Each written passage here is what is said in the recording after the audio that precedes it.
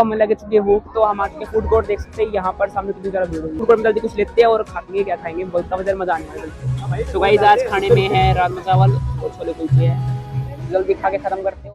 ये सोया sir, soya is 100% veg. मैं नहीं मानता।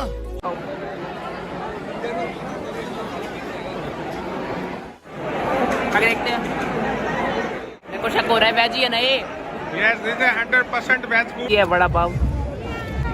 सो guys first time vada pav खा रही है दिल्ली इंटरनेशनल ट्रेड फेयर में, जो देख सकते हैं हम पूरा घूम के आ चुके थे, तो अब दोबारा भूख लग चुकी है, तो दोबारा हम यहाँ पे खाना वगैरह खाने आ चुके हैं। तो देख सकते हैं वड़ा पाव